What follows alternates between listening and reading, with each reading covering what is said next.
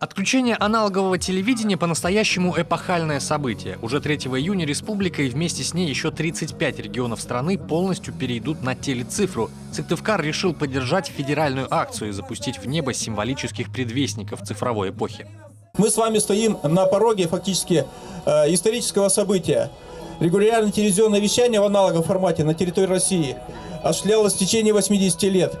Сегодня аналог замещает цифра. И это высокое качество картинки, высокое качество звука. И, конечно же, это 20 бесплатных телевизионных каналов.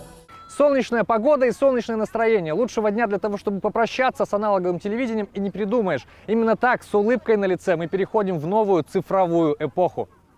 А ничего лучше для настроения, чем зарядка на свежем воздухе, еще никто не придумал. Для горожан такую цифровую зарядку провел президент Федерации Кёкушинкай карате Коми Валерий Малышев.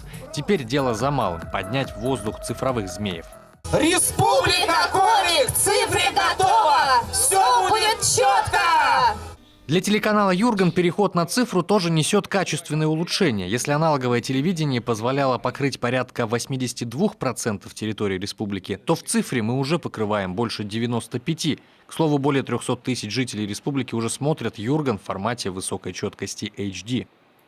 Вот у меня в руках змей с символикой канала ОТР.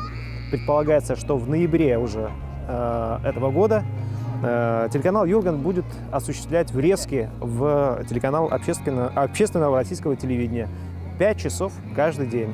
Поэтому мы также будем вещать и в цифровом эфирном телевидении.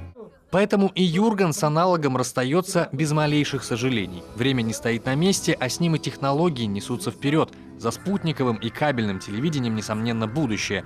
И как раз после таких, пусть даже символических рубиконов, становится понятно – то самое будущее уже наступило.